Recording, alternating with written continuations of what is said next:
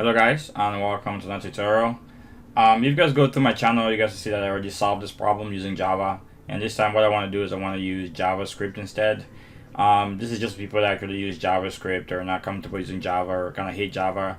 Or if you guys want me to do something in C# or in C++ or C, I can go ahead and do those, or even Swift as well. But for now, what I'm going to be doing is just converting my first solution from my Java tutorial to the JavaScript version. Okay, and what I'm going to be using is JSBin, which is easier to use because it's web-based, so I don't really have to write in HTML files and link the JavaScript to it for it to run, so we can just do it here, which is pretty fun. So let's go ahead and actually read the problem and then talk about that. If you want the full version of it, just look at my Java tutorial for the first explanation.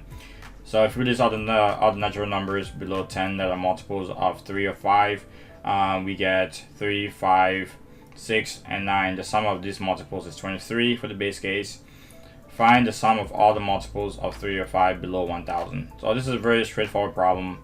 All we gotta do is get a loop and see if the value is less than 1000. Check and see if the value is divisible by 3 or 5, and we pretty much come up with the answer. So let's go ahead and write that. So what I want to do is first I want to actually find the minimum between 3 and 5. So we start at the smallest number for our loop. So I'm going to call this function min, and it's going to take in 3 or 5, right? And we could just write a simple return here, and we want to do is just say if a is less than b, then the smallest number is a, or we're going to return b. And this is pretty much simple. And then what we want to do is we want to write another function here, and we're just going to call this one multiples, and this is going to take in a, b, and the limit.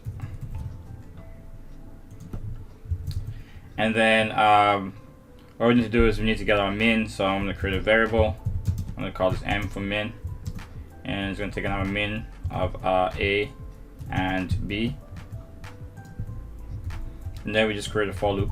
So for loop, a variable here, call it x, that's going to equal to m, and then x is less than that limit, right? And then we do x plus plus. Here we say if x mod a